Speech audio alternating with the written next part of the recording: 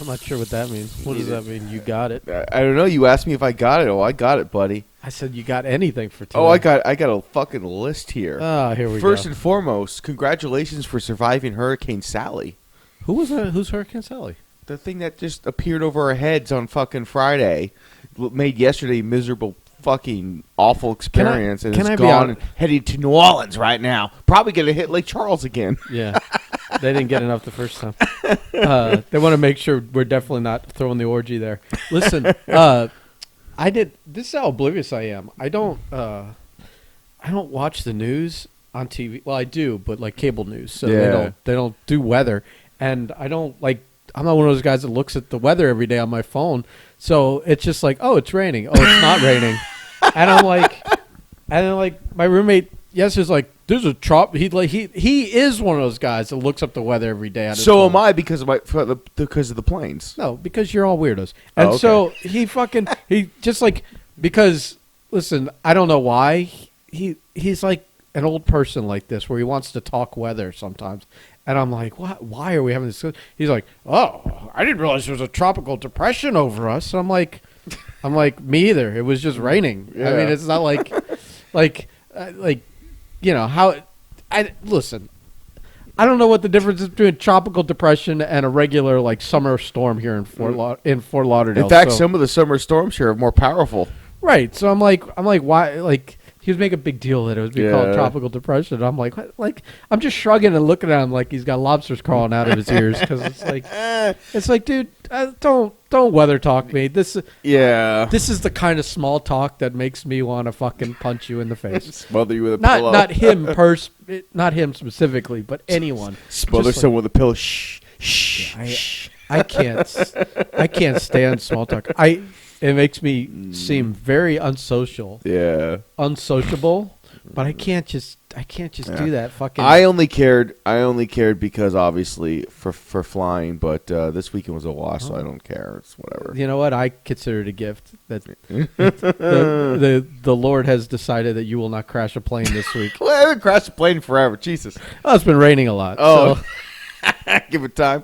And we've been having like rough work weeks where last thing you want to do is go fly. Yeah, so Florida finally got its one tropical event we're probably going to get this fucking season. Yeah. I like how every year it was like, there's going to be 26 named storms. We're all going to die. Fearmonger. And Florida's like, man, Florida hasn't been hit with a severe storm and since like 2004. You're inviting Please. Trouble. I'd wish. Dude, you know how much work we would have? How much work I would do on the side? How much money I would make? Fucking let it come.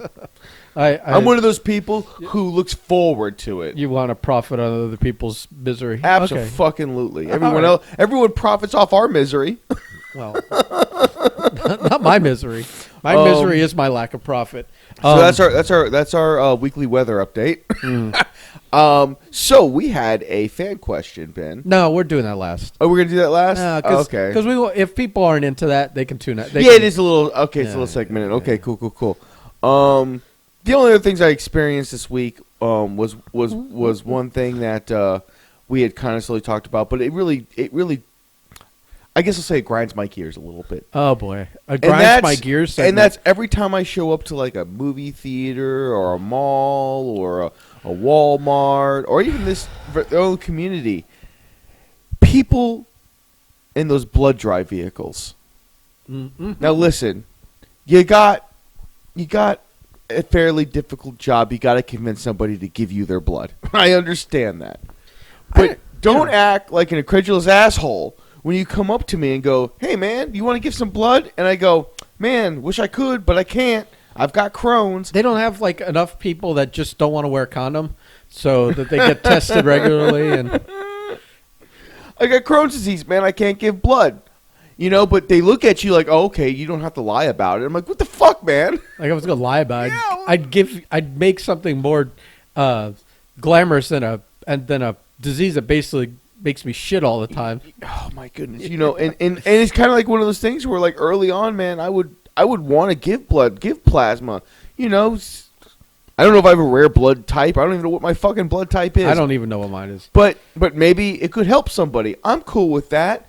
And I would walk up and have honest conversations with him and be like, hey, listen, I know I've got Crohn's. And the second you say the word Crohn's, it's just like, you're one of them. Yeah, you got to go. Like, what? Like a leper? What the fuck, man? Mm-hmm. So I got... You're damaged goods, man. Yeah, so... I only gave blood once, and it was for a coupon for like a discount on a steak or something. I tried one time. I tried to work my way into giving blood so I get free tickets to the Ren Fair one year. A fun story about that was my ex-fiance got her blood taken. Do they do it right there? Yeah, right there, right in front. Oh, and then you get to go in. Yeah. So you're all lightheaded Yeah. and about to topple over, and that's in the summer sun for the. Or, I not, spent Florida sun. 3 hours trying to keep her upright. Okay, and then finally halfway through the day, we're like, we got to go home. She's like, I could do this. I'm okay. And I'm like, no, She almost vomited. It was awful. Like, yeah, let's take some of your blood and send you in the hot Florida sun at a Ren Fair. Go, my child. Right. I mean, I said summer. I misspoke. They usually have it in February. Oh, still fucking. Yeah, it's still on. Most weekends aren't bad, but Yeah. you can hit because it's like what 6 weeks. Yeah, it's So, like all February and March. Yeah, you start to get into the unpleasant It's no good. sun. It's no good some days. No Yeah. good. Especially if you want to take part of your fucking blood. But yeah, I would be nice about it. But now, then I would get angry about it because I was mad. Because like sometimes they give away cool shit, and I know I can't get it. So like, can you give blood? I'm like, no, fuck you, kind of thing. You know, like get away from me, kind. But now I'm very indifferent about it. The older I am, I'm just like, no, man, sorry, can't give it. I wish I could, but I can't. And then every now and then, most people are like, I understand. But then we were at the mall the other day, the wife and I said that, and the guy was like, ugh, and turned away, and I wanted to like grab him by his throat and shove him against the bus and go, listen, fucking asshole, I'll gladly good blood. I'll take your free shit. But my blood's no good to you. It's no good to you at all. So don't give me that fucking, ugh, fuck you. I was mad. I don't know. It just every now and then just irritates me. Like, yeah, I can't give blood. I wish I could. I also couldn't serve in the military. I tried 4 fucking times after 9/11 to sign up for any branch that would take me. Got Crohn's? May as well be a dead leper. You may as well be carrying some kind of fucking disease. It doesn't make any sense. Did you try the Coast Guard? No one wants to work at the Coast Guard. Listen, man, I don't like the ocean, so I'm not doing that. Okay. I went for the Navy going, fuck it. some of them work on the If docks. I'm going to get eaten by a shark, I'll do it for my country. But the Navy has like planes and stuff. Yeah, they do. They do. Yeah. I would do something. I would have done something aviation related. Just because you're in the Navy or in the Coast Guard doesn't mean you're on the water. I know. You I could know. be one of the people working the docks. But I'm also the same person who watched Jaws as a kid and is absolutely terrified of swimming in the ocean. Yeah. So, some things just live with you forever. I think I've been in the ocean once. By accident? In like 35 or 40 years. It was when we went to the Bahamas, and it was only because the water was crystal clear. Yeah. And so you could see for miles Yeah. into the water. And it was like shallow. I think we walked out, where we went into the ocean, we walked out like a couple hundred yards. And it was still only like the water was still only like up to like our knees or thigh Yeah. area. So it was like how big of a shark could really swim up and get Yeah. you at that point. Yeah. Oh, man. That's a story. Me and Jackie taking the WCW Bruise cruise. Oh, God. Oh, that might be today's. But, I mean, the only thing I have over after this, I think, is me wanting to sort of intervene a little bit on your Wawa hot sauce packet wait a minute. Are we collection. Are you really going to bring this up? Because I'm running out of places to put hot sauce, Ben. We're going to. There are plenty of places in that truck to store hot sauce. Listen, It can't be all hot sauce. Listen. I'm the one that should have heat with you when we go into Wawa. It's the responsibility of both of us to grab fistfuls of hot sauce when they're available, because you see sometimes they are not available, and then we're using our reserves. Our reserves at this point are like, fucking Fort Knox levels. Okay, but we discussed this. What happens the day that they no longer carry it? The day the music dies. And then all we've got is our reserves. And then we're good for a few months if I've been keeping up the reserves. Yeah. And then one day we're going to be out. But why have that day be the day that they're out? Why can't that day be? Why can't I extend our hot sauce life past? Because one day, all good things come to an end, no matter what. Yeah. Maybe Wawa's go out of business, or maybe they decide that it's too expensive because someone keeps stealing all their hot sauce to stock. I wonder who. But every time we're in there, I take more than I'm going to use. Oh, yes, you do. Because one day we'll need it. Ben gets legitimately angry if listen, we show up and there's no hot sauce. Yeah. Listen, what if like the zombie apocalypse comes and there's no more Wawa, and then I've got to eat my canned like corned beef or fucking my can of peas, and I don't have hot sauce. You're thinking really highly of yourself. You'll last that long. Yeah, I will last that long because we're not gonna get into that. Oh, okay. Maybe we should. That's a little geeked out thing. I've thought about how I would survive a zombie apocalypse, and being on the second floor is already I'm a step up because no one can crawl through my windows. Yeah, I can barricade the doors, and I've got a balcony to shoot people. So we're probably good for a while. Balcony to shoot people. Yeah. I'm looking around. I see no guns. my the guy in the other room over there has a hat at some point. You're just gonna lose your mind. My roommate has guns. So listen, they're probably not too hard to. I mean, we're at the point now where we've got a dog, so I'll last at least a week.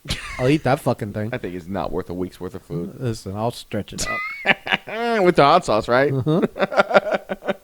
I don't know, buddy. I'm just saying. Listen, that first container you bought I get it. I had started filling the glove box with hot sauce. It was overflowing, and it wouldn't close anymore.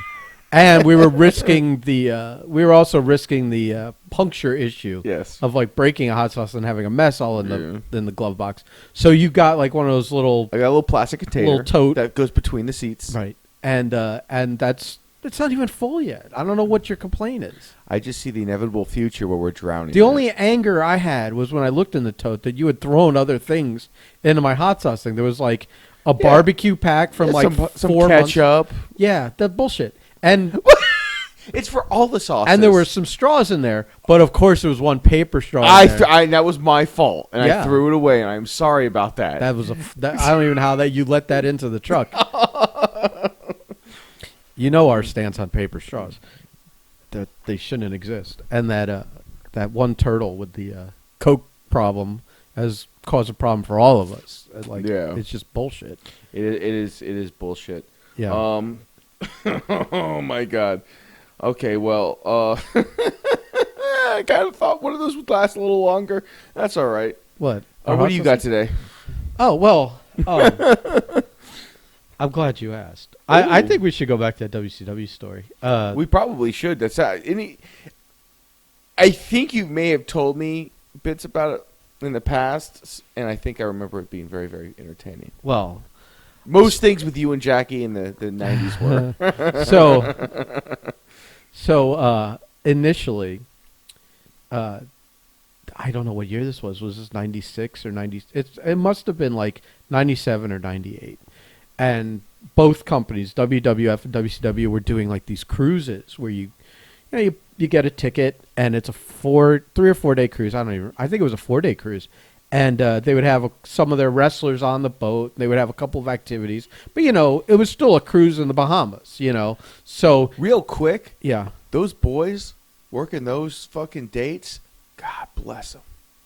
Those must have been fun experiences if you were a WCW, WWE guy on a fucking cruise ship. Maybe, unless you were just... But the problem is you're stuck with the fans for 4 days. So if you're not, into that part of it... Yeah. If you're one of those guys, it's like. But the guy fans you can fucking deal with. They're easy to deal with. The female fans are the ones where you're like, oh, you line the fuck up, man. Line the fuck up. Yeah. I would not even book people who are married to go on those. We're getting into orgy territory again.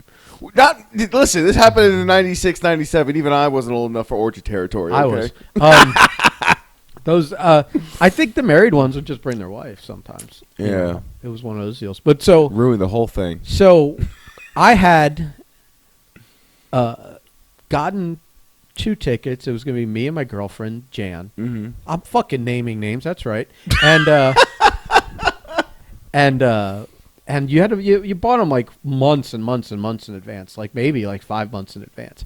And as it got close to the date, she and I broke up. So now I had 2 tickets and one person going. And so I called Jackie because I had just met him in the last year, and I said, do you want to go? It only cost would be whatever it would cost to change the name on the ticket. Yeah. And even if it was half of the price of the ticket, then you're just going to half price. He goes, well, I'm just going to be getting back from a cruise with my wife and kids. But yeah, I'll go. He literally, I think it was like a 1 or 2 day turnaround on those fucking things. He's like, he got back. This may be one of the contributing reasons to why he got divorced eventually, because he would pull shit like this. But it was literally like they got off their ship, got home. Like, I think he slept a night in his own bed, turned around, got back, and I picked him up, and our cruise went out of Orlando, so we drove up to I'm Orlando. just imagining the look my wife would give me if I had pulled some shit like this. Holy shit, Jackie. Well, listen. Holy shit. In some manner of fairness, I guess he could argue with that I get autographs for a living. Like, this is what he did. Oh, it's me going back to work. He does. So it's like I'm going on this. Unfortunately, I have to suffer through a 4-day cruise to pay for the cruise we just took. Right. Okay. So and this cruise is he's getting. I'm not going to enjoy this, honey. Right. I'm not going to enjoy this. I'm already at all. too tan. Yeah. I don't need. And so already I think he was like, like that residual heat on him wasn't my problem, and I wasn't at that stage of my life where I was encouraging that kind of stuff. I am now, but as I look at you and think about the rage you came in with last weekend, so I've forgotten already. So I had my old Jeep Cherokee, and we drove up to Orlando, and I was probably in the best shape of my life because I had just gotten out of a breakup from a 2-year relationship. Oh shit! So I was like, and so we get to Orlando, and we go on the cruise, and see the difference between the Bruise cruise and the WWE cruise was like the quality of the people that were going on it, not the fans. The quality of wrestling fans is always basement bottom, always.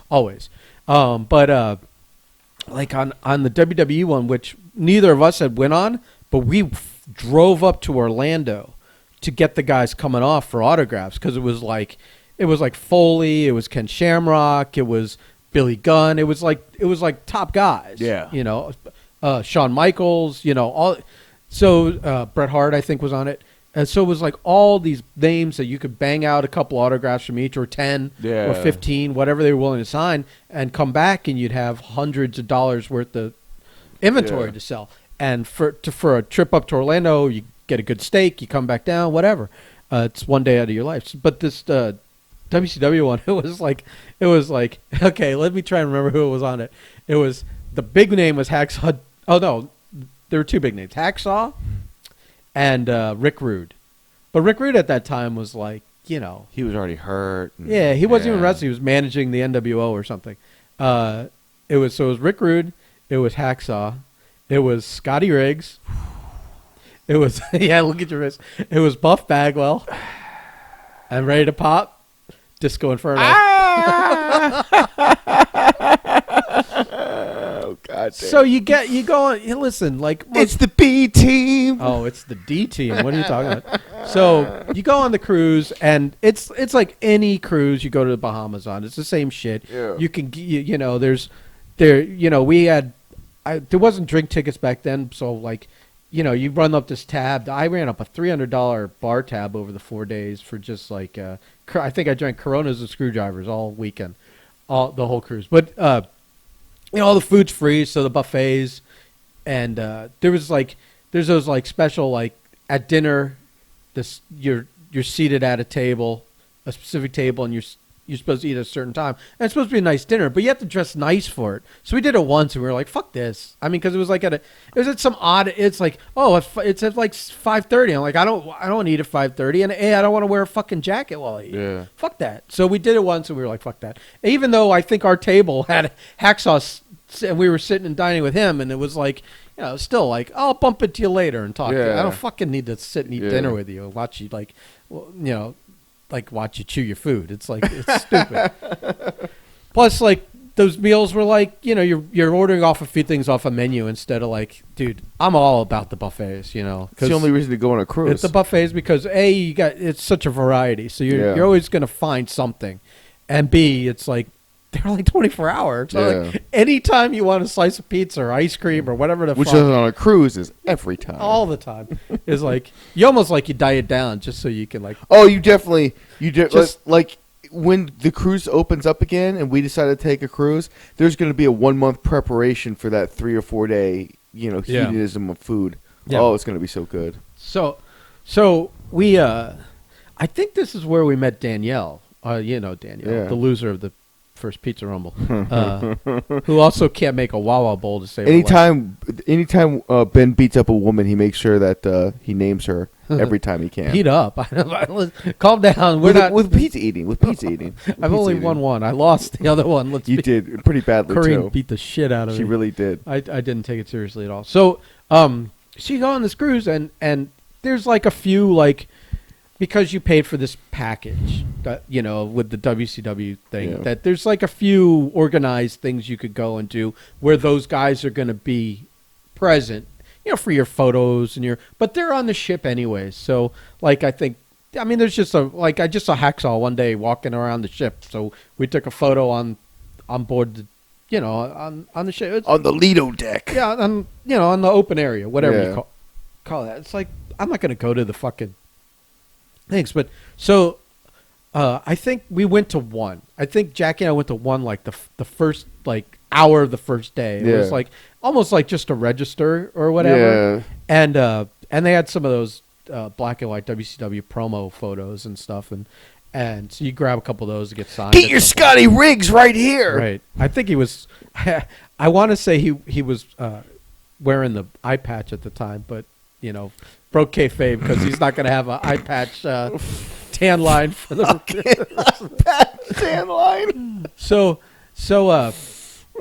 at that I saw this hot chick that I was like, oh, I'm definitely, because I was like right off the breakup, I was like, I'm going to find something to do this weekend. Yeah. And so I saw her and we locked eyes and whatever, but I didn't go over and talk to her. And that night we went to one of the little clubs, I guess. Mm-hmm. I don't know what you call them, nightclub or whatever on the ship. And it's people dancing and they're playing music and it's dark and everyone's drinking. And I'm watching. There's like, I guess it was a bunch of guys that were also wrestling fans because they all had like I don't have to guess. They're all wearing like the trademark. Look at me, I'm a wrestling fan. Yeah. Black T-shirt with the stupid giant screen printed wrestling stuff on it. And they were all like around her, and they were buying her drinks all night. And I nudged Jackie and I said, I'm just gonna let them buy her the drinks. Why should I buy her the drinks? I'll let her buy all the drinks, and then when she's got free moment, I'm just gonna drag her away from all of this. That's exactly what happened. Like they all decided to go to the bathroom at the same time or something. I left her alone. I go, where'd all your friends go? She's like, I don't know, the bathroom, whatever. I'm Ben. You want to get out of here? She's like, yeah. And that was it. She's like, oh, I saw you earlier. I said, yeah, I know. I saw you too. So I think the WCW package, I don't think everyone got these in their rooms, but in your room, there was like a bottle of champagne. So I said, well, we got the champagne bottle in the room. I was like, let's grab that and walk around the ship. So we walked around the ship, blah, blah. By the end of the night, I got her back to the room. I'm banging her in the fucking shower. and then we're in the bed and Jackie's like pretending to be asleep. Oh my God! Because it's a two. It was supposed to be me and my girlfriend in this room, but it was still a two bedroom room. Yeah, not a 2-bedroom room, but a 2-bedroom. And so he had the other bed, and he's just over there. And she's like, "What about him?" I'm like, "He's sound asleep." And he's like, I talked to him later. He's like, "Yeah, I heard you guys. I'm just like, I was being quiet."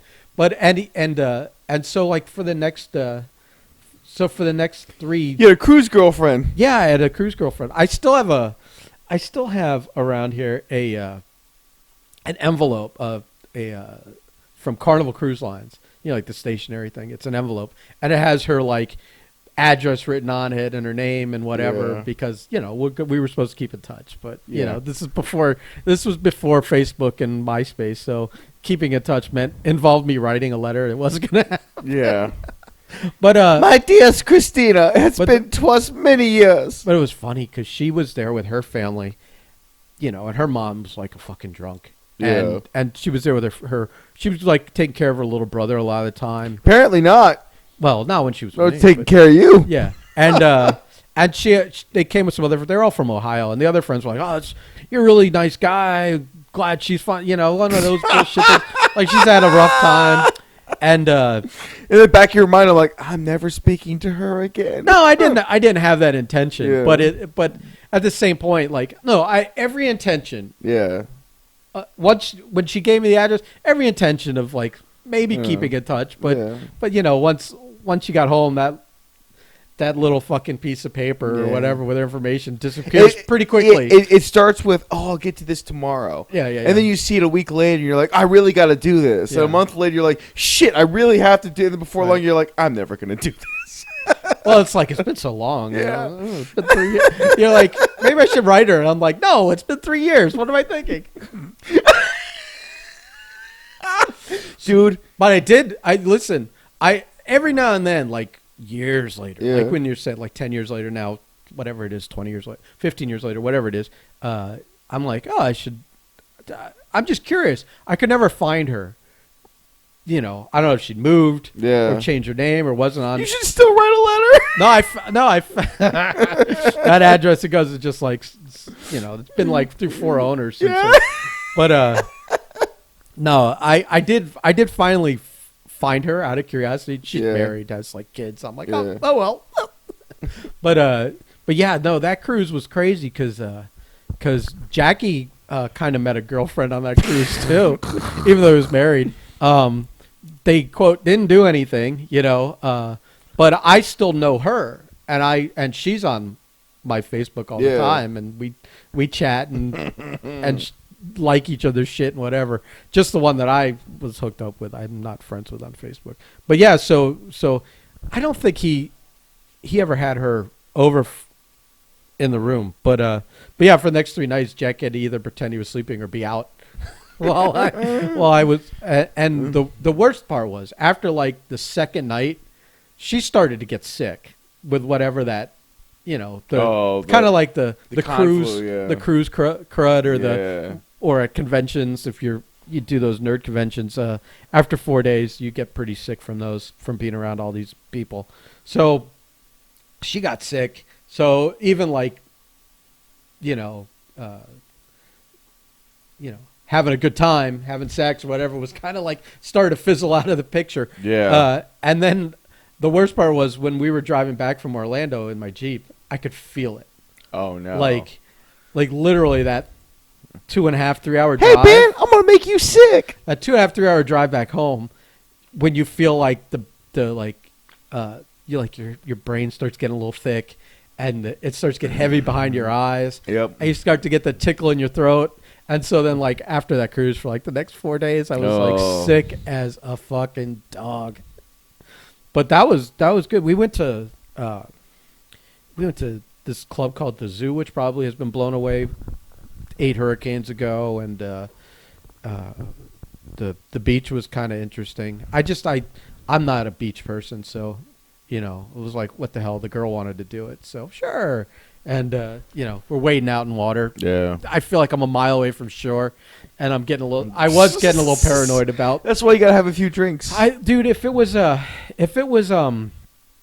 like our beach where it's a little less visibly clear and it gets deeper quicker, I wouldn't be into it because you feel things brush against your leg and you're like, what the fuck was that? What the fuck was that? What the fuck was that? Oh, my God. And so I think someone grabbed me. And but here you could see everything, so it was pretty cool. Yeah, so that was a fun. Jack, I always bring up the cruise with Jackie because he used to give me shit about it. How I kind of took over the room and wouldn't let him sleep too much. And I'm like, except he had a secret. He too was having a little bit of too much. I don't know that he had any No, he did any extracurricular activities, but he definitely met a girl there that he became very good friends with that we saw later when we went to like Tampa or whatever. She was a big Bret Hart fan, so she came down once or twice and hung out with us and was, you know, and all these years later, he and I were still friends with her and in touch with her. But I don't feel any reason to ask her if anything happened. But he swears nothing did. And on the cruise, listen. There was evidence I did. I was active around him, but he wasn't around me. So in case anyone cared, but I don't care if anyone cares. See if anyone would or could. Yeah, I don't care. Oh my goodness. Yeah. So. Yeah, no, those. I keep thinking they should do that again. If the Jericho cruise is kind of like that, and I think that's a fun. That looks like a blast. I just want cruises in general to start back up. Yeah, but my mom said that they're not looking at any cruises probably till April. But I'm just saying those themed where someone who's providing entertainment buys a bunch of rooms and sells them to you. Like those metal cruises. That at least there's something that is in your interest wheelhouse. Yeah, is there for you to do as well as like just eat food and go to a beach, because you and I live somewhere where there's a beach year round where you could go in the water and have fun and wear your bikinis and not freeze your balls off. And you can also not go to the beach, which is what we choose to do. Right, but I'm saying that so none of that part of going on a cruise doesn't appeal to us. At all. At all. Not these local Caribbean cruises. The drinking, eating, and not doing garbage for fucking 4 days, nothing. Right, that's what appeals to us. Just being away from reality and being with a group of friends or something is the fun part. Listen, when the Breakfast Club becomes successful, we can do this. We can buy a block of rooms and have us and our fans go cruising with us. I know what you're gonna say. And I'm not going the obvious route with that. We're just gonna hang it there and move on. Yes, it'll be a fun. I can't wait for the wife and I go on a cruise. Yeah. Whatever cruise your wife and you are going on, we're all gonna crash it. I pretty much figure that. I'm just letting you know. What I'm gonna do is not tell anybody, and I'm just gonna be out of work, and like as you call me, I'll have already boarded the ship, and that'll give you zero time for shenanigans. We'll fly into the first docking stop, like if you're docking in like Trinidad or somewhere. Not gonna lie, that would be epic. we'll helicopter onto the ship. But baby, they flew all this way. I'm almost obligated to at least do a podcast.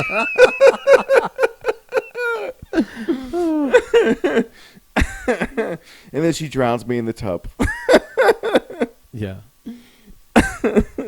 We're gonna work on that. You're gonna have to work on her, and we'll work on. I'm going. We're going up to Deerfield today to see somebody. So. Oh, that sounds exciting. Yeah, I'm gonna hang out with some friends. Nah. Yeah. I don't know what else you got. I know we survived the hurricane, so I feel as if anything is our I'm our oyster. I'm fucking exhausted. You know that Friday we shouldn't have worked that Monday. We had the option to work Monday or not, and because it was a holiday, quote Labor Day holiday, and we decided to work it because we don't make enough to monies. We don't make enough to not work. I like my monies. So then by Friday, man, we were both fucking done. Yeah. I walked over to your truck waiting for you. Yeah. And gave you a good 10 minutes where you didn't show up. Someone had forgotten to put his alarm on. I don't know who that could have been. So I finally call you, and like I didn't this whole phone call I didn't say a word. It was literally like, "What's wrong, buddy?" or "What's up, buddy?" Like panicked. Yeah. And then you're like, "Oh shit, it's whatever time." Yeah. And you go, "Oh man, I forgot to turn my alarm off." I'll be right. And I'm like thinking, like, how does that work? Because on my phone, when you set the alarm, you can set it for like which days and have it repeat. So mine Monday through Friday, I don't set shit. It just knows Monday through Friday, this is the alarm. So I'm like, all right, well, he's got some weird system going on. And then you're like, all right, I'll be down. And so you have this whole like discovery span of emotions and conversation. I didn't say a word. I'm just sitting listening on the phone. And then you're like, all all right, I'm gonna like whatever you said. I'm gonna wash my ass and be down or whatever it was. And I go, okay. Okay. On my end, I wake up to my phone ringing. I think it's like 3 in the fucking morning. Mm-hmm. I see it's you, and I go, my God, who died? As I answer the phone, I look over, I see there's light out the window. And I'm like, You're like, oh no. my brain is slowly processing. I look at the phone, and I realize, see what time it is. And so I was like, what's wrong? I look over, look back at the phone, see the time. I'm like, oh shit! I totally forgot to set my alarm. So I'm like, my brain is like booting up as I'm answering this phone, trying to figure out what's happening. 'Cause nobody calls me. And you know, the only people that like call me are like my mother, or my wife, or like during business hours. Lots of people call, but not that early in the morning. So yeah, I totally thought that someone had died or something. Then I saw it was time. Like, oh, I'm a dumbass. Yeah, we were tired, man. I'm not gonna lie, I'm still tired. I'm still tired. Yeah, it's like yeah, we probably should have just chilled that day. Mm-hmm. But like, that day wasn't like a bad day. Was it, no? No, it's just work. Yeah, I don't know. it's just I don't know. work. Extra days off, I don't think I can do it. I got to get the fuck away from here. I was looking forward to this orgy, Yeah. Louisiana orgy, and now it's Here, here, you which can means still take that time off. yeah. But I'm like, I'm not going anywhere. I'm still home. Oh, there's yeah. Well, rent like a go get like a hotel. Why would I do that? Listen, Ben, I'm just I don't know what to tell you, man. I don't know what to tell you. I'm just glad that you're not forcing me to fly on a plane someplace. I really wanted to do Vegas. I'm bummed out. Vegas isn't going to not... Well, you know what? I can't say that. It's 2020. Literally anything can happen. Yeah, Vegas might disappear tomorrow. The desert decides it wants to... Reclaim its... Come get it if you want it, buddy. It's 300 feet down. Yeah. Yeah. I don't know. It's going to be fun, though. See AJ down here. All the shenanigans. Yeah, we'll see. We'll have fun, man. I hope he doesn't get hijacked. People like to hijack his time. But I guess he can't do that this time. Well, it's literally business. We'll see. We'll see. It's more like monkey business. All right, let's get into our requests. So, okay. First of all, let's take care of some business because we never do this. That if anyone wants to buy a T-shirt, we do have them available on the website. We do. We actually picked some more up the other day. We did. We're fully stocked on the original designs and the new designs. If you've ordered one, we'll get those out in the next week or two. There's just been a slowdown with the getting product here and whatever. But so you can go to our website, BRIZCLIZ.com, BrizCliz. Is it on the website that hats are coming, or do we know? We have hats coming too, hats but coming, that's yeah. again our screen printer is just like, I think he's a little too much of a stoner. We might have a problem there. He might need to cut back a little to improve his productivity. But that's, I guess, something we'll have to revisit. But I love the guy, so yeah, he's cool, dude. So we and I'm not one to talk. Well, I still get my work done, I suppose. yeah, you refused to the other day when you had your tooth problem again. Yeah, I was like, take a hit off the pen. No, it just makes it worse. Whenever I have the tooth problem, whenever my teeth hurt, and I take a hit off the pen, then it's just me thinking about my teeth hurting forever, and it just makes it fucking worse, Yeah. man. It's so much easier to pop a bunch of ibuprofen and just like get through it that way.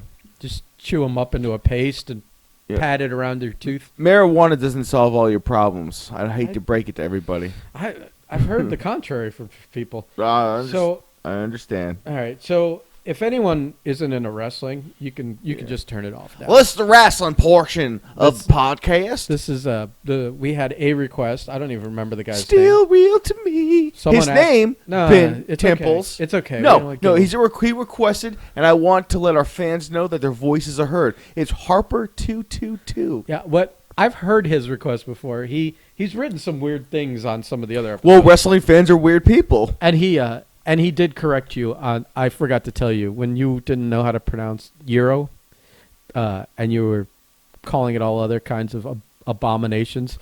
He commented it phonetically that it was pronounced Euro and with like a Jesus Christ or something, like exasperated with I don't you. fucking know.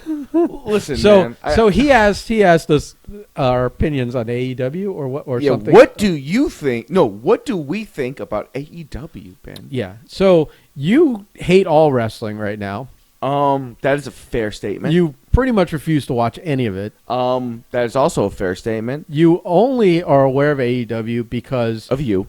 I will invite you over to watch the pay-per-views. I have in the last maybe year and a half watched exactly 3 wrestling shows. I watched the Royal Rumble because we do our yearly thing, Uh-huh. and by and large couldn't tell you anything about that pay-per-view. No, it's listen. The Royal Rumble, I barely watch it. It's Yeah. because we have like 20 people over. It's a huge social thing, and it's more of a gambling, fun time has than anything. very little to do with the actual event. wouldn't. People wouldn't come over unless we didn't play the gambling game. And I watched 2 AEW events, and wow, I have nothing to compare it to because I do not watch the WWE at all. I have heard from numerous people, including one Ben Temples, about how much garbage it is. So it leads me to believe that if it's as bad as I remember it, and it's even worse now, it's not even worth Dude. bringing up. They broke up the Iconics. They're dead to me.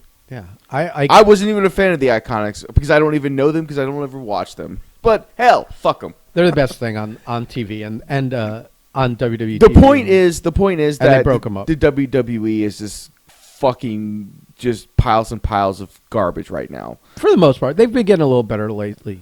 But AEW obviously has a little bit of a upward trend in its product. It's new, it's different, and it doesn't have Vince McMahon tied to any of its ideas. So it's more, I don't know.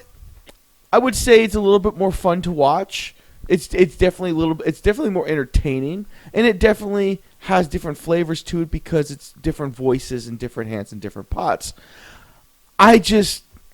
It's very so new age wrestling thinking where it's like, well, everyone knows it's fake, so we're just gonna have all this fun and do all this crazy, ridiculous nonsense and bullshit. And I'm not going to lie. I'll say it so everyone knows. I am a big fan of Jim Cornette's philosophy on wrestling and AEW. I really am. Where it's like, yeah, man, every now and then they'll do something that's cool. They will. I mean, fucking as much as I disdain a lot of the guys, they have a lot of fun and it shows in their product. But I mean, it's not wrestling. I haven't seen professional wrestling in so long that I'm asking Ben for his fucking password for his WWE Network just so I can go watch a fucking Bret Hart match, just so I can be like, oh, this is what wrestling used to be. I'd forgotten. Because even Jericho, who everything he touches turns into fighting, he's fucking amazing. But let's be honest, him and Orange Cassidy isn't a fucking wrestling match. No. Okay? So it's just like, it's like the wrestling and wrestling is, you know, and I know you're going to argue like, well, if you just do this and you just, like, bro, I'm not looking that hard. I'm really not. I've seen the NWA. If you spout to me ROH or MLW, I'm going to laugh in your face. That's all What, for wrestling? Yeah, it's all garbage. How would I know? I don't watch any of that. Exactly. It's all shit. It's all shit. Hey, I don't even get the channel Impact is on. Yeah. That's how fucking bullshit that is. Ring of Honor I record every week, but I'd never watch it. I just delete it off DVR. And I think they haven't had new shows in forever. Like because of the quote on pandemic, that they've just been running like highlight, like like compilation hours of this guy or that guy or whatever. Yeah, NWA, I haven't watched one episode, even though it's all available on YouTube. Yeah. You have to. If I have to go to extra work other than clicking my remote on and it recording, it's a big ask. I think it's safe to say that as far as the professional wrestling world is concerned, at least in the United States, AEW is where you go. Am I a fan of it? Not really. That last AEW pay-per-view was fucking subpar to me. But again, it was their worst effort, but it was still better than most of the WWE ones from the last year. There you go.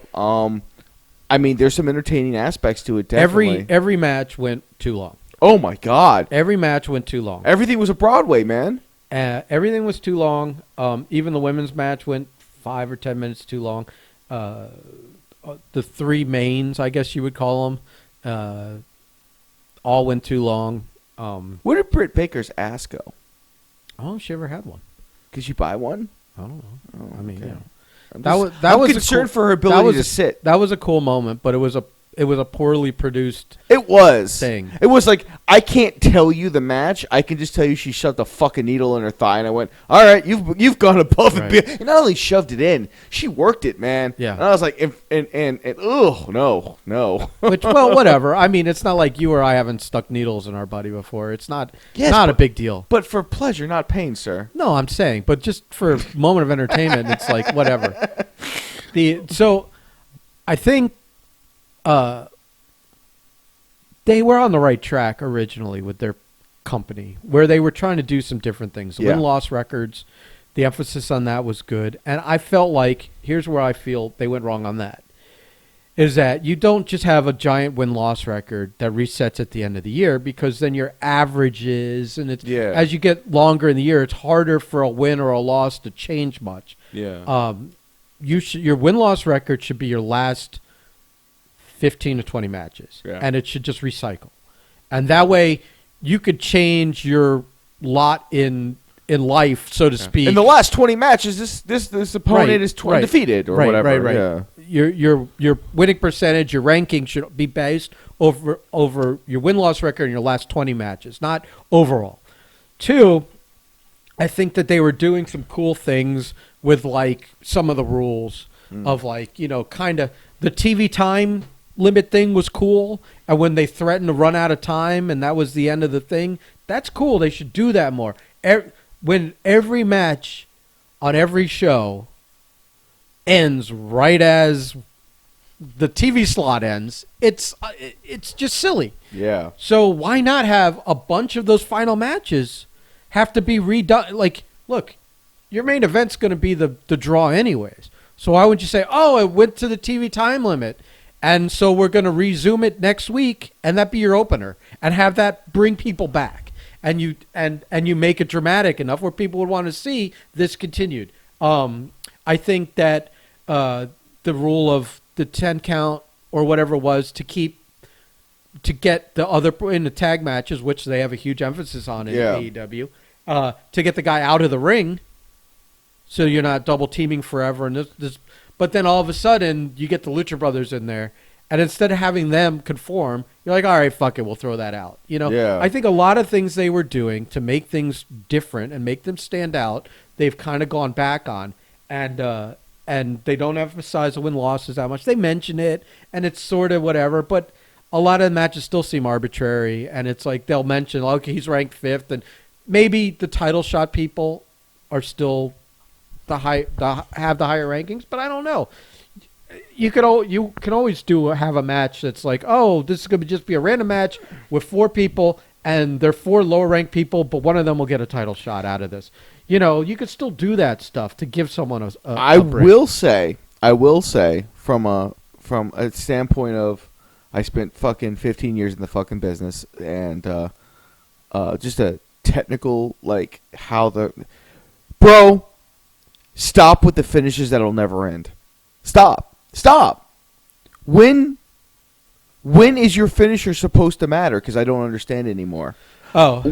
How many falsies can you fucking have on the 4th match on a card? That's gonna be the problem, because all these guys that came in that formed this company are all guys that came from the indies where everyone kicked out everyone. It's the match that never ended. Every last one of them. Yeah. Every logical. It's the fucking Lord of the Ring matches, well, man. that's bad. That's also I think Tony Khan's favorite time period for wrestling was when he was growing up, was the hardcore ECW period, the Monday Night Wars, and whatever. So and I think his favorite thing was ECW. Yeah. And I think that's rubbing off the wrong way, where he's letting people do too much crazy shit. Yeah. And listen, that fucking spear Hardy took off the lift should have into been the it. table. That's a finish. Because he was unconscious. It doesn't matter if he was unconscious or not.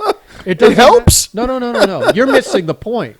That's the finish. Yeah. That's the finish. Yeah, they started with that. When you have, this is the problem that happened during that time period. When you have chair shots to the head every single week, then a chair shot to the head isn't special. You were telling me they bleed every fucking week. Yeah, they're bleeding a lot. These are the things that are cool, but they're still, if you're going to do that stuff, it's still make your product logical, A.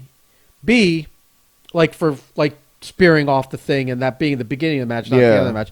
And B, make these big moments special. Like, again, like a Omega match or a Young Bucks match, there's too much. If they pared some of that special stuff down, you would remember half of it. Yep. You can't tell me you remember Nothing. 2/3 of the spots in those matches because it's too much. But they got to get their shit in, man. So it's the same thing with putting someone through a table. And the same thing with putting a chair to someone's head. It's the same thing with blood. If it happens every week or every match, then it's no longer special and it's routine. And that's stupid. And also, well, no, I guess that was it. With that. And it's just one of those things like, okay, listen, I get it. You're a guy. You're an AEW wrestler. You've got 20 moves you can pull off fucking flawlessly at any given moment. I'm going to be the bearer of really bad news, and I'm so sorry. You don't fucking have to do all 20 moves plus variations every time you go out there, because it lessens the impact of everything you do. I understand that if your fucking comebacks are generally the same, if how you sell is, like all that stuff that you do mechanically in a match, like, I get it. Everyone has, Bret Hart had his 5 moves. Like, everyone has the things they do every match. That's fine.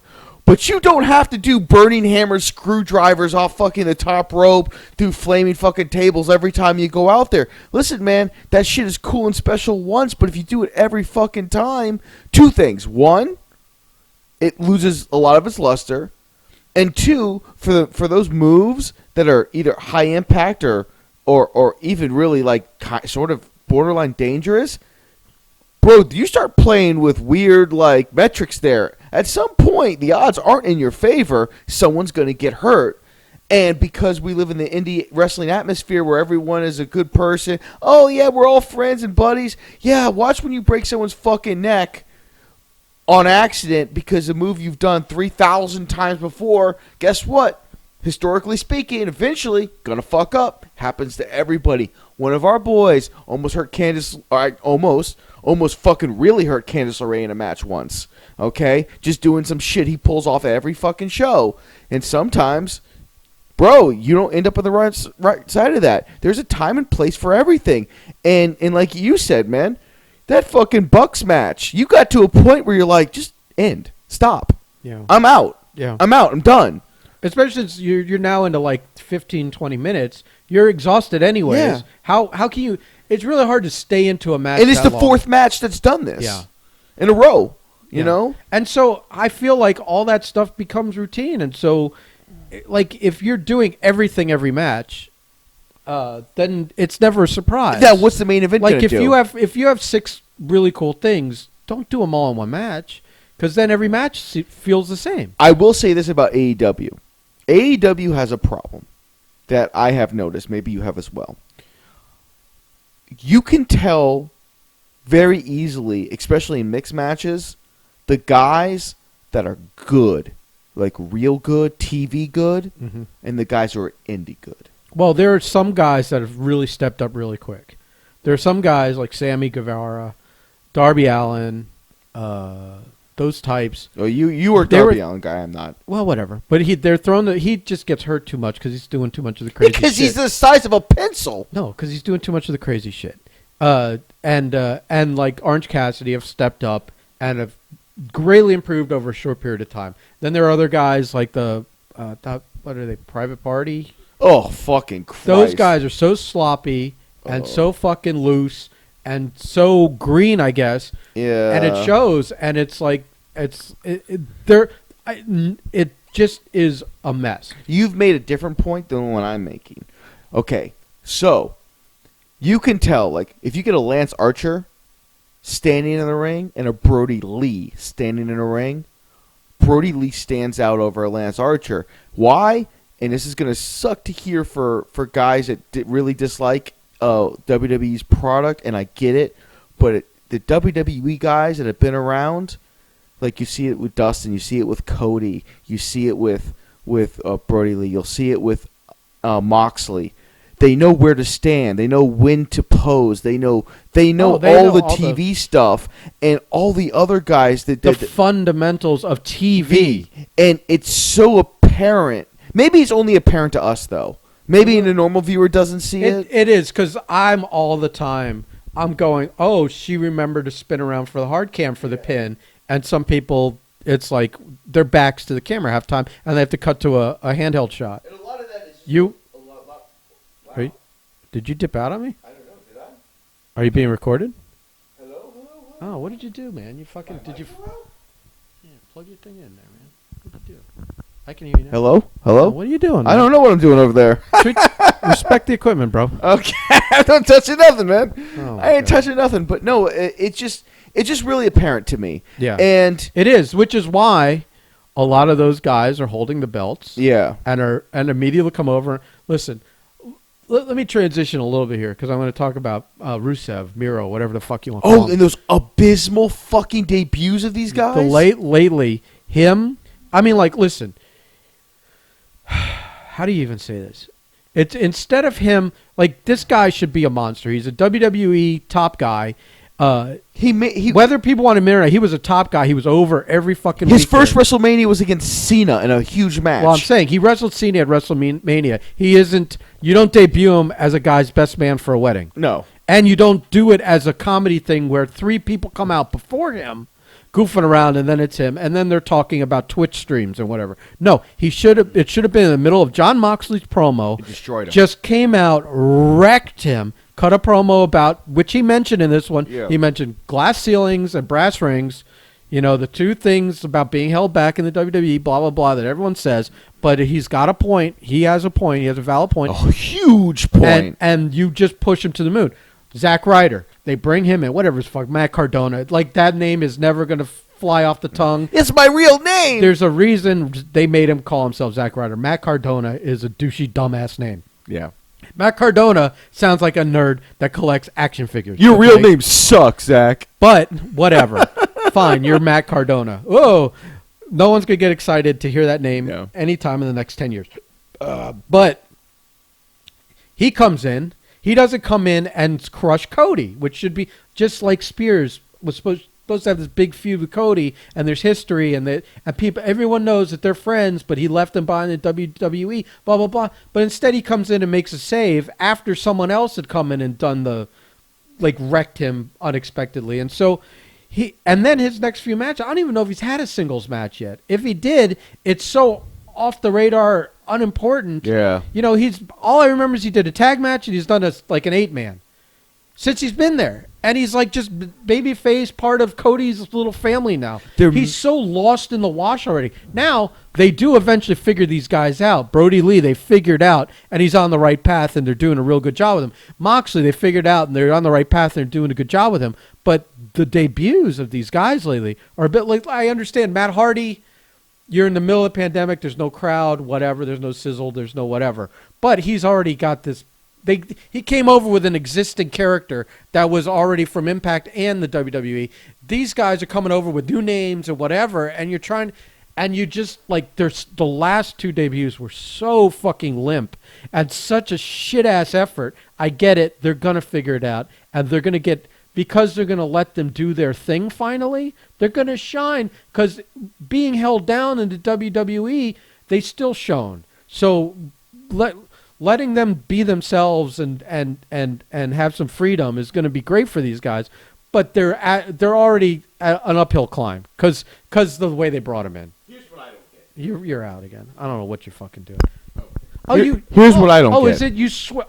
It's this fucking the tape, man. Dude. The tape's pushing it down. No, I taped him on, and you've been fudging with him. I may have been fudging with him. Listen. Okay, we're gonna take a side note here. We're gonna take a detour here from our wrestling talk. I have 2 microphones that I switched on and wrapped electrical tape around them so they couldn't be flipped off because I knew Mongo McMichael over there would fucking gorilla finger them. Mongo. And that's and even with the tape, he finger fucked it to the found a way. Unbelievable. Yeah, like Jurassic Park, I found a way. I tried to be proactive, knowing this is how this would go, and you still found a way to fucking watching monkeys fuck a football. Let's segue back. This whole Here's what I don't effort. understand. If Tony Khan is the, we'll say, old school Monday Night Wars, ECW He's not. fan. That's not old school. That's not old school. He's a fan of the violence, Yes. the hardcoreness, but then he's also a fan of all this indie shit. But and that's where he fails. But what I'm trying to say is what I don't get is you're at a time now, for the first time in fucking almost 20 years, there's a company out there that is drawing interest away from the WWE, and there's nothing that Vince McMahon can do about it. Mm-hmm. You are, for all intents and purposes, recreating that feeling of the Monday Night War where you have one juggernaut who can't be touched, and then this company rising up, and for most people, they're just like, well, they'll never attain this. My thoughts are completely different. My thoughts are, if Vince keeps going the way he's going, not only can they make make an impact, but they cause real damage. Well, because the WWE is this giant automated machine now. Yeah, so any it was almost like back in when WCW was around, was that it was hard to turn the ship. Yeah. And when you turn the ship, it's such a slow, meandering turn. You eventually get your ship righted in the right direction, but it takes so long that this is the opportunity right now where the WWE's phoning in all this garbage. They're telling people that they can't, even this new thing about, oh, you can't have side streams of revenue with your own identity. They're just fucking themselves from every other kind of way. Calling attention to people like Andrew Yang, who may be in the cabinet of the next presidency, Yeah. and might slam Vince McMahon to the mat. Who wants to? He looks like forcing him to treat his employees like employees. That AEW is more like turn on a dime right now, so they can they can adjust, they can improve, they can cater to fans way faster and quicker than WWE. WWE can react. But their reaction, because they're such a giant plotting machine now, it takes time, and it goes through focus groups and a writing team and a this and that it's hard to. Their fingers are so far off the fucking pulse. But the machine's also gonna hold on to the ratings and the fans and the whatever. Here's what I don't get. Now I'm gonna say a few things here that are gonna upset some people. I don't frankly fucking care. So, what's his face? Sean Spears? Yeah, he's meaningless.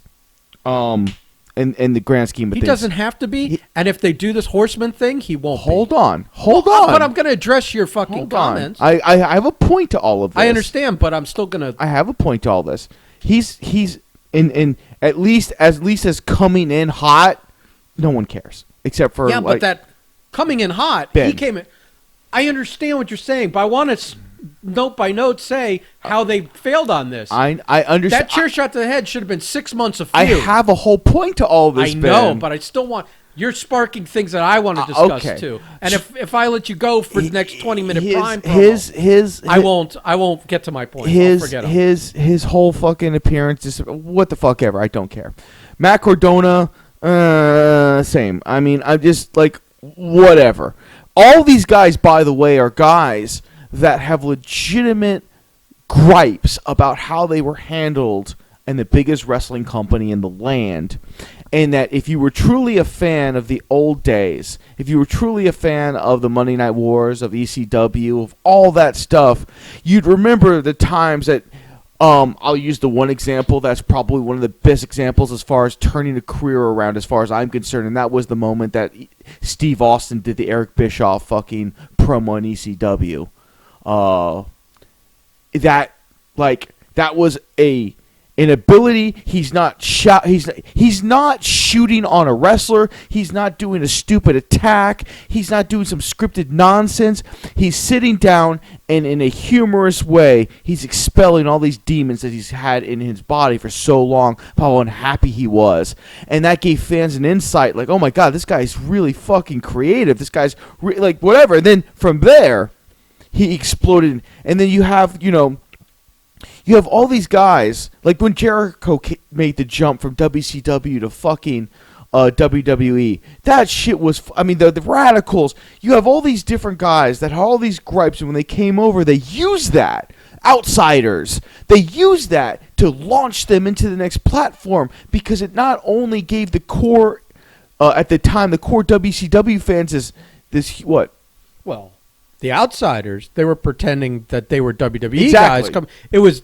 It's not all the same thing. Yeah. It's not all the same thing at all. You're talking two ends of the spectrum. But they were playing with the atmosphere the business was in at the time. We're in a time in the business where, let's be honest, there's a good portion of people that work for the WWE that are just waiting for their contracts to expire. Yes. But you can't have every guy that comes to AEW be the same disgruntled, misused. And I 100% believe that and 100% agree with you. However, because that'll get boring real quick. However, every guy that we've talked about, your Sean Spears, your Matt Cardonas, your Rusevs, they're fucking very different people and very different characters, so they can go about things in very different ways. Rusev.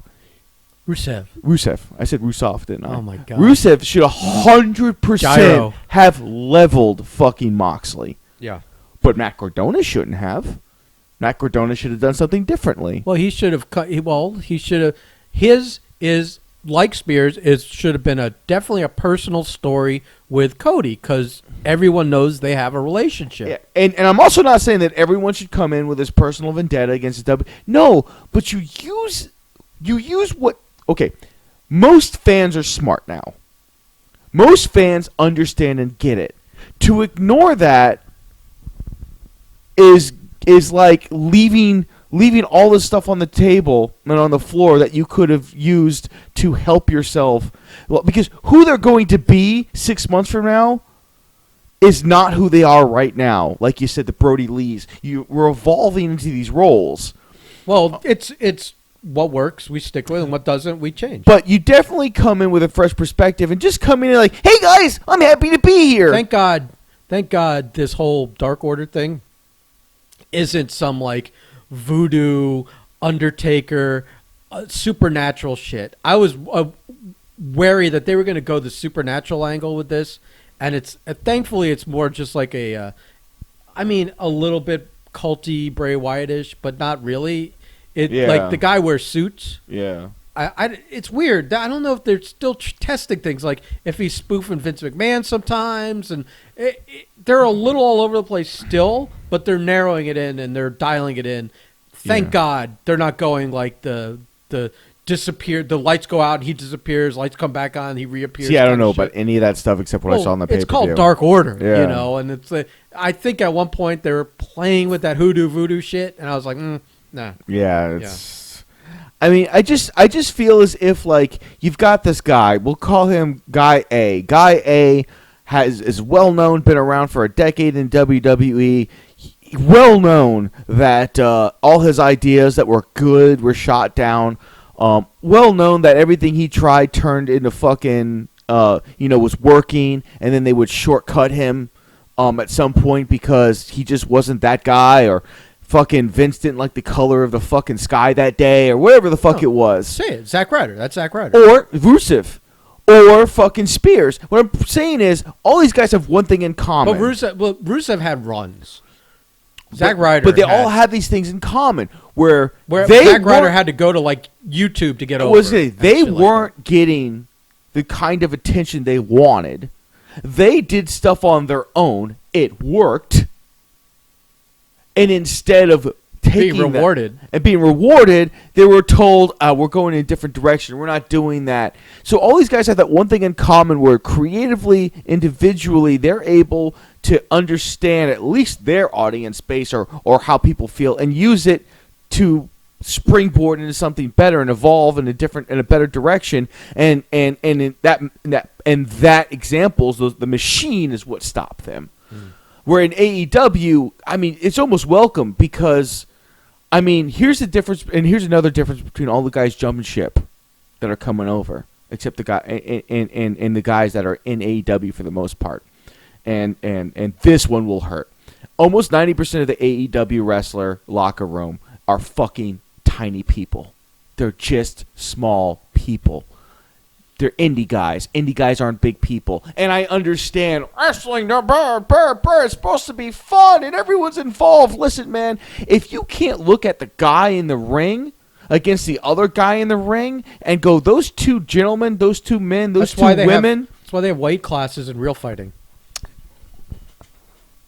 Why don't we have that in wrestling? Because that gets too overly complicated. No, it doesn't. It absolutely does. It doesn't. It absolutely does. It absolutely fucking doesn't, For fake man. fighting, it absolutely does. No, it only does because people don't does. want to do it. It does. It is. It's way too. But the point I'm trying to make is, you have your Matt Cardona come over. Matt Cardona is a fucking mid-level guy. He's okay. Here's the best example I can possibly say about fucking your your mid-card guy that it wasn't anything. Maybe he did something. Fucking look at Billy Gunn. Billy Gunn is just he is, for all intents and purposes, he was nothing but a mid-carder in the 90s. He was as a tag team, he was one of the best tag team wrestlers of his time.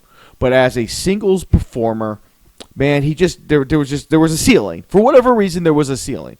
What happens when you meet Billy Gunn? You look at a giant fucking man who's like 6'5", 6'6", and you think to yourself, if this guy couldn't make it ceiling, how much bigger are guys like Austin, Rock, Taker, those kind of guys? Well, Billy was deceptively big. There's only a few people like him. He's bigger than Austin. He's taller than Austin. Yeah, he's taller than a lot of those guys. Him and Orton are the two I always go to as being deceptively larger than you would think they would be. Yeah. Because I remember when I passed by Orton one time, and I went, holy fuck. Like, Jesus. Yeah. Like, you think of some of these, and then there's the guys like, I mean, I don't want to make it seem like it's not, but like, I met fucking Khali once, and I'm like, oh, you're not as large as I thought you would be. Billy Gunn, at age whatever 55 or what the fuck he is right now, is in better shape. Oh Jesus! TV ready, and technically sounder than what 80%. He's never not looked out of shape. 80% of the no, he's always been 80% of the AEW roster. Yeah. I mean, that guy in reality should be beating the shit out of everybody. Should be a champion. Still should be a champion. I mean, there's some guys there. He should be one of the 4 guys that are that switch over the belt in a given year. Because the other part, he doesn't look his age at all. And a lot of people don't understand this. Like, the reason Billy Gunn really didn't make the impact that he probably should have is you had guys like The Rock, Stone Cold, Triple H, The Undertaker. We're talking about Mankind. We talking about so many once in a lifetime Michaels. generational guys that were in front of him. Yeah. It's not because he couldn't do it. It's because the other guys were just the stratosphere above right, him. and then later when they're trying to do things, they're just goofing on. Yeah. You know, Mr. Ass and Chuck and Billy, and never tried to go seriously like this. Billy Gunn's one of my favorite. I love Billy Gunn. Yeah. Like, and you can tell that he's out to help. Like, you can tell he's never really like been that guy. Maybe because, you know, he never got the opportunity to, but I could totally see him having a serious run. And he should, man. He should, because of but here's my point. The point is, you got all these guys coming in. He seems like now he's like the same thing as Ray. He's just happy to work with his kid. Yeah. And This kid's a fucking monster too. But he's like a head shorter than his dad. He's still bigger than everybody. Yeah. But I guess the best example is Jericho and Orange Cassidy. Jericho, traditionally, as we all know, not a very big gentleman. He was a smaller guy. He was just that first class of small guys that really did big things. Him, Benoit, Guerrero. Malenko didn't do anything, and neither did really fucking Perry Saturn. So there you go.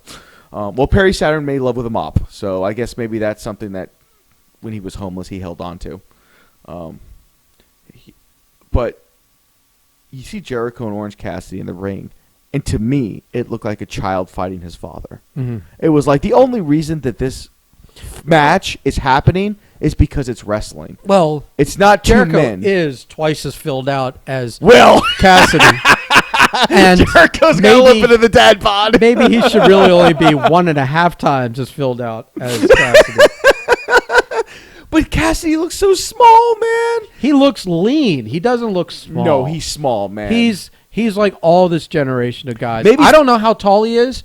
He's just lean. It's like Balor. Balor probably weighs 130 pounds. Yeah, Balor. But he looks ripped. Yeah. He looks muscular because there's no body fat on him. It's deceptive. Nothing was worse than I went to the NXT show that one time, and I'm standing because the wife had got tickets close to the fucking rampway.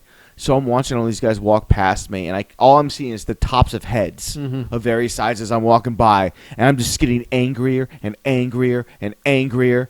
And then afterwards, I meet fucking some fans, and they're like, "Oh man, Sean Prime! Oh man, I can't wait till you're here." And I'm just like, "I want you to all die on your way home, get in a fucking car wreck. If you could drink a little before you go, maybe smoke some crack. If you could do that before you get in your motor vehicle and drive home, that would be awesome for me."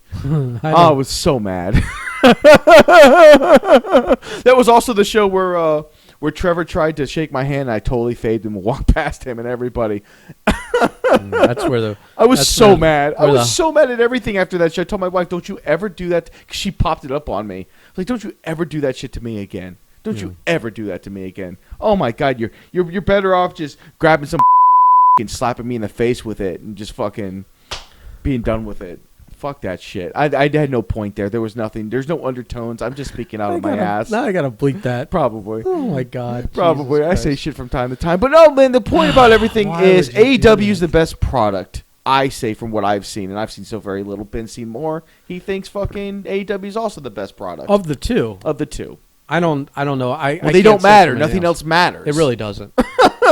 It's from AEW. It's various levels of indie and garbage. honestly, when things open back up, they're going to get some guys back. Like Pac's been stuck in Europe. I forgot he existed. Right.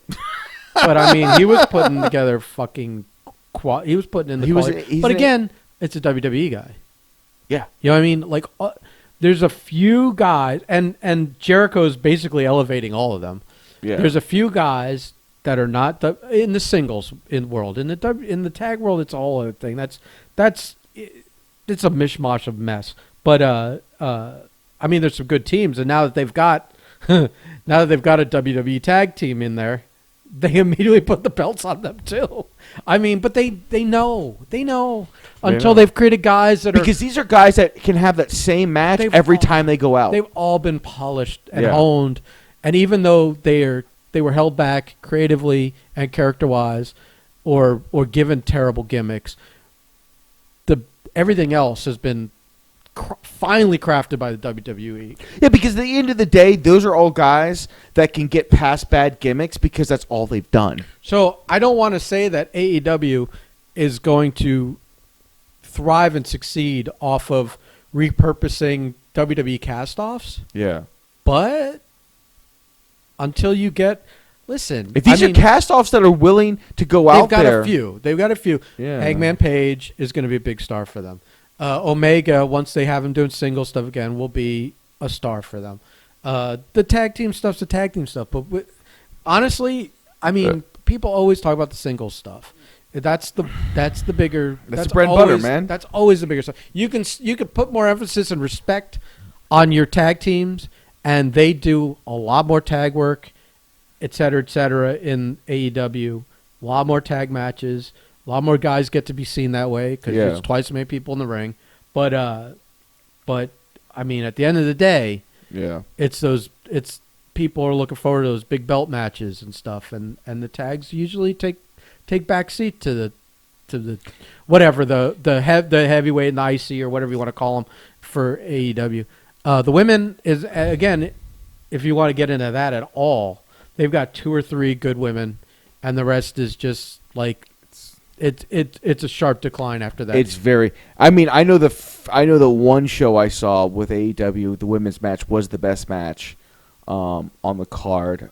It was the most recent one, the champion versus champion one, with Sheeta and Thunder Rosa, and it was the last pay-per-view. Yeah, no, I could care less about that match. Well, it was good. Again, it went like 8 minutes too long. The one where Sheeta worked, she won the belt off the transgender one. Yeah. That match was great. Yeah. That match was great. That was way better than I thought it would be, because I haven't seen Nyla Rose put in that great of a performance too often. But whatever. Maybe listen. It could just be the coaches and the backstage people. Rosa was way better than Sheeta, by the way. Working with these people. Thunder Rosa, I never heard her name before that day. I have, but fucking A, man, that she could work. Yeah, she really could. Well, I think she was an NWA champion, right? I think if we watched the NWA product, we would go, "Oh, there's some pretty good." Oh, I'm sure. Because I think Billy Corbin is playing Moneyball. Yeah, and he's for his whatever money he's spending, he's finding the best people that can work, and he keeps things regional, which is good. Well, I mean, no. I mean, they're not touring. Yeah, but everyone's keeping it regional right now. WWE's in Orlando. And AEW's in Jacksonville. They're not going anywhere. Everyone's regional. But when the world isn't crazy. But what's regional when your show's on YouTube? What's regional? You're not regional to me. His more means because he's flying those people in from elsewhere. Yes, so but he's only running shows regionally. Yeah, but that's regional to me means regional TV. No. That regional to me means back in the territory days. That's because you're 1,000 years old. No, why is? How are you regional if you could be seen in Japan? And you're flying people in from Canada. Your multimedia platforms don't have anything to do with where you run your shows. Who cares? I don't understand what regional means. Okay, hold on. What's regional about Canada? Someone from Canada, someone from Japan, someone from Mexico, all being on your show and it being seen. You're missing the fucking point. You're missing the point. I understand. No, you don't. No, I do. You want to say that where it's held every week means it's regional? Yes. It's not anymore. I'm telling you, it's not. Okay, what I'm trying to say, Vince McMahon can run 4 shows at 4 different points in the country, and his draw is going to be about the same every show. Maybe Florida draws bigger than fucking Portland, or maybe Portland draws bigger than New York. Whatever the fuck it might be. They're all going to draw. AEW is at the point where it can run from 4 points in the country, and it's probably going to do a decent draw everywhere it goes. If NWA Wildside ran 4 different events from 4 different points of this country, 2 of those are going to be fucking duds. One of those might make money, and then, of course, where he runs is going to do really well. It depends. If you do your due diligence and you see where your shows are watched from your non-regional platform, agreed, then you might be absolutely wrong. But if you have to do that, you are not anything but a regional company. If we were in a wrestling business right now, if we were to start a wrestling business right now, say we started running shows and we started doing really well, all fucking hypothetical, I'll never be involved again, and we're doing really well, but we find out that, oh man, over here in Indiana, for some reason, people love our shit, and we run a show in Indiana and it does really well. Then we get a big head ourselves like, well, let's try Tennessee. Tennessee's not going to draw shit. Except for maybe whatever locals always go to every show because that's what local wrestling fans do. We have to have that kind of consideration and thought in that booking. Vince McMahon just goes, I'll run in a show next week somewhere, and fuck it, I know it'll draw. Because he knows it'll draw. Because his machine that's behind him will make sure it draws. And this is not detraction on Wildside and what Billy Corbin is doing, because if Thunder Rosa is an example, then fucking A, man, he's got some guys. He's got some talent. And I know regionally he's doing really well. I'm just saying you don't overextend that because that goes in weird territory. I don't think he doesn't want to. No, you're jumping the gun there. I am. It's not that he doesn't want to. I don't think that their business model is built on ticket sales. Oh, that I don't know. I don't know that. I don't know. They're in a small studio. They're keeping it consistent. They're not going to be able to move that studio from place to place. Their business model is something else. To be fair, no one is built on ticket sales right now. Well, so there you go. So I don't think his business model is based on ticket sales. By the way, do the WWE, do they charge people to be on the big screen? I bet you they do. I don't know. This is totally unresearched, but I'll just say yes, because why wouldn't they? I've seen the Thunderdome. I've never watched it in action, but I have seen the things, and I was just wondering, like, does he charge people like real ticket prices to, you know? I doubt it's real ticket prices, but it's probably something. To be told who to cheer and who to boo for. I don't think they're coached, but they're definitely. No, told. I've seen the email these people get. They're totally coached. They're told what they can and can't do. They're not told who they could cheer and who they can boo. That's the best thing. That was the fucking PC students that were going through that bullshit. I could, you know, I might be wrong, but I could have sworn there was a thing about it the other day, and I looked and I laughed. I mean, I didn't look too hard because I don't care, but I was like, ha ha! This is the best thing that ever happened to McMahon. No live people in his audience. He can do whatever he wants. Nobody can poo-poo his bad ideas. Roman Reigns is on top again for some fucking inexplicable reason. Well, he's a bad guy now. Oh, that's what's missing. He's not a heel. Let's make him a heel so no one will care about him. All right. Oh, by the way, ridiculous article I read the other day, and I'm only bringing it up because it was fucking wrestling based, and that's what we're talking about. By the way, Harper222, you better fucking share our shit. We've gone far too in depth with this nonsense. He probably got lost. Yeah. We lost him. We didn't talk about it enough. Apparently the rumor is Tony Khan was asked about Brock Lesnar, and he's like, I can't talk about that right now.